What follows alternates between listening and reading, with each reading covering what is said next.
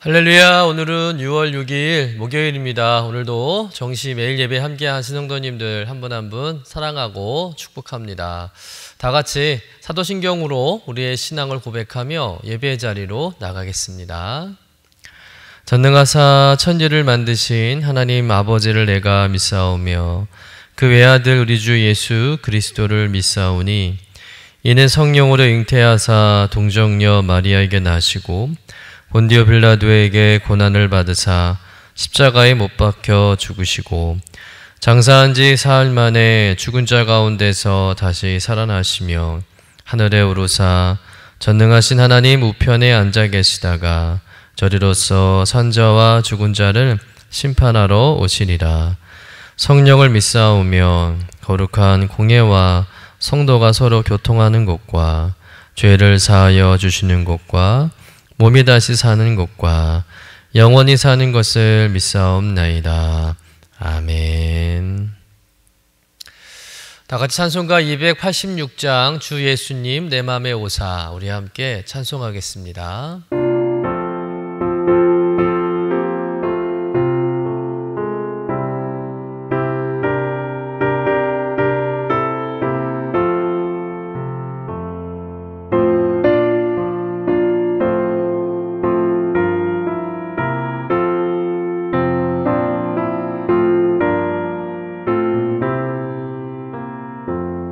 주 예수님 내 맘에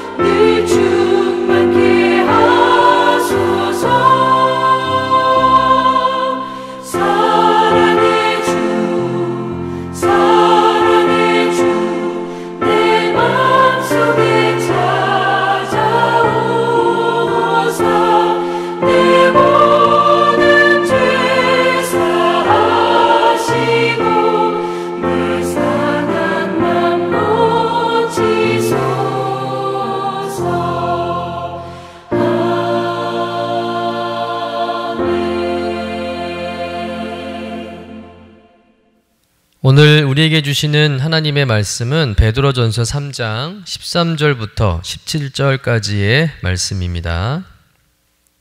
함께 받들어 읽겠습니다. 또 너희가 열심으로 선을 행하면 누가 너희를 해하리요. 그러나 의를 위하여 고난을 받으면 복 있는 자니 그들이 두려워하는 것을 두려워하지 말며 근심하지 말고 너희 마음에 그리스도를 주로 삼아 거룩하게 하고 너희 속에 있는 소망에 관한 이유를 묻는 자에게는 대답할 것을 항상 준비하되 온유와 두려움으로 하고 선한 양심을 가지라. 이는 그리스도 안에 있는 너희의 선행을 욕하는 자들로 그 비방하는 일에 부끄러움을 당하게 하려 함이라. 선을 행함으로 고난받는 것이 하나님의 뜻일진데 악을 행함으로 고난받는 것보다 나으니라. 이는 하나님의 말씀입니다. 아멘. 베드로전서의 핵심 주제는 고난입니다. 베드로전서가 총 5장으로 되어 있는데요. 그 5장 안에 고난이란 단어가 15번이나 등장합니다. 이것은 베드로전서의 수신자들이 실제로 고난을 겪고 있었던 상황 때문이죠. 아시아에 흩어져 있는 수많은 기독교인들이 로마의 조직적인 박해로 인해서 말로 다 할 수 없는 고난을 겪고 있는 상황입니다. 이런 고난을 겪는 성도들에게 베드로 사도는 고난을 받아들이는 신앙의 자세가 어떤 것인지를 권면하고 있는 것이죠. 그 내용 가운데 오늘 말씀은 핍박자에 대한 성도의 자세를 말하고 있습니다. 여러분, 만약에 여러분들을 핍박하고 박해한 사람이 있다면 어떻게 대하시겠습니까? 어떻게 대하는 것이 신앙적이고 또한 성경적인 것일까요? 오늘 베드로 사도가 권면하는 말씀을 잘 들어보시길 바랍니다. 우리 먼저 13절, 14절 말씀을 같이 읽어보도록 하겠습니다. 또 너희가 열심으로 선을 행하면 누가 너희를 해하리요. 그러나 의를 위하여 고난을 받으면 복 있는 자니 그들이 두려워하는 것을 두려워하지 말며 근심하지 말고. 자, 이 말씀을 한마디로 요약하면 이런 말씀입니다. 핍박자를 두려워하지 않고 더욱 적극적으로 선을 행하라. 사도 베드로는 핍박하는 자가 있을 때 핍박하는 자를 두려워하지 말고 또 자신을 핍박하고 박해하는 자에게 적극적으로 선을 행하라고 권면하고 있습니다. 사실 실천하기 어려운 말씀이죠. 자신을 힘들게 하는 사람에게 선을 행한다는 것이 말처럼 쉽지가 않습니다. 나를 핍박하는 자를 증오할 수밖에 없고요. 또 내가 당한 만큼 돌려주고 싶고 그들이 저주받고 심판받았으면 하는 것이 우리의 솔직한 마음 아니겠습니까? 그러나 그런 마음은 세상 사람들도 하는 생각이라는 것이죠. 하나님 믿지 않는 사람들도 그런 마음을 갖습니다. 우리가 이 땅을 살아가는 거룩한 구별된 나그네라고 했는데 우리가 세상을 살아갈 때에 그들처럼 생각하고 행동한다면 별반 다르지 않는 삶이 되는 것이죠.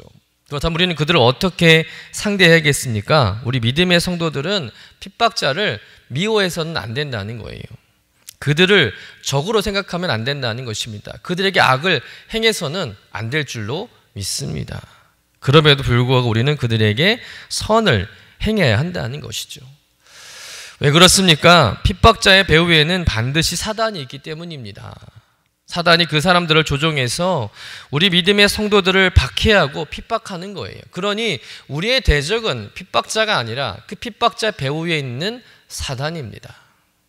종종 가정에서 신앙을 반대하는 가족들을 미워하고 또 그들과 싸우는 경우가 있는데, 그런데 사실 가족이 반대하는 것이 아니죠. 그 배후에 사단이 개입해서 우리가 신앙생활하지 못하도록 가족을 통해서 교묘하게 방해하는 거예요.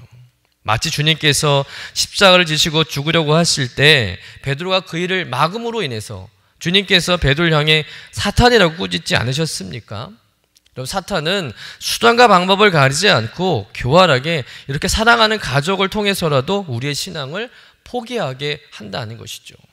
그러니 가족을 미워해서는 안 되는 거예요.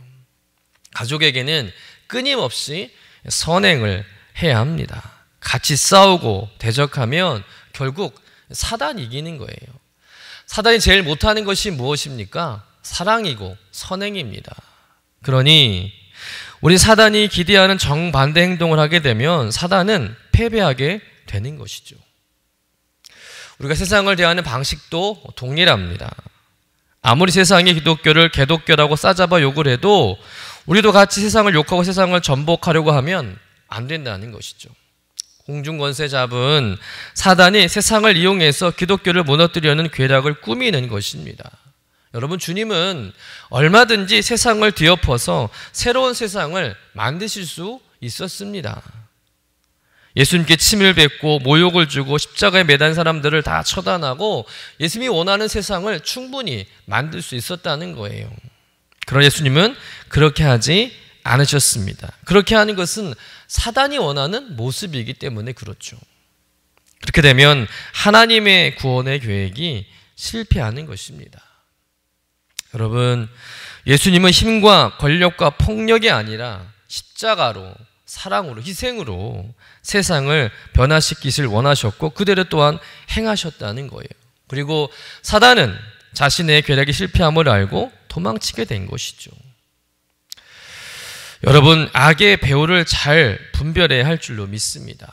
우리가 악에 대해서 악으로 대항하면 우리도 악이 되는 거예요. 사단에게 결박당하는 것이죠. 여러분, 핍박하는 악한 자들의 배후에 사단의 괴계가 있음을 간파하고 고난받을 때에 더욱 사랑으로 선을 행함으로 사단의 괴계를 물리치는 여러분 되시기를 주님의 이름으로 간절히 축원합니다. 그런데 이 선한 행동을 하게 하는 근본적인 마음을 갖는 것이 더 중요함을 베드로 사도는 우리에게 강조하고 있다는 거예요. 왜냐하면 우리 행동은 언제나 마음에서부터 시작하기 때문이죠. 그렇다면 선한 행실을 가져오는 마음은 어떤 마음일까요? 바로 선한 양심이라는 거예요. 선한 양심에서 선한 행실이 나오는 것이죠. 본문 16절 말씀을 좀 같이 읽어보도록 하겠습니다. 선한 양심을 가지라. 이는 그리스도 안에 있는 너희의 선행을 욕하는 자들로 그 비방하는 일에 부끄러움을 당하게 하려 함이라. 여러분, 양심의 정의가 무엇입니까? 국어사전의 뜻을 보면 이렇습니다. 양심은 어떤 행위에 대하여 옳고 그름, 선과 악을 구별하는 도덕적 의식이나 마음씨라고 풀이되어 있습니다. 우리 흔히 비도덕적인 행동을 한 사람들을 보면 양심도 없느냐 이렇게 비난할 때가 있죠. 하지만 양심 없는 사람이 어디 있겠습니까? 누구에게나 양심은 있어요. 하나님께서 모든 인간에게 양심을 주셨습니다. 그래서 인간은 도덕적으로 윤리적으로 어긋난 일을 할 때 마음의 고통을 느끼고 부끄러움을 느끼는 것이죠. 하지만 모든 인간은 타락한 본성과 죄로 인해서 그 양심이 마비되고 변질된 것입니다. 그래서 도덕적, 윤리적 기준이 자신이 되는 거예요. 자신이 기준이고 자신이 선이라고 생각합니다. 원래는 하나님이 선이고 하나님이 기준인데 양심이 마비됨으로 인해서 선악의 기준이 인간이 되어버린 거예요. 그로 인해서 자기가 죄를 짓고도 죄라고 생각하지 않는다는 것이죠. 뻔뻔합니다. 양심이 마비된 것이죠. 그런데 선한 양심은 무엇입니까?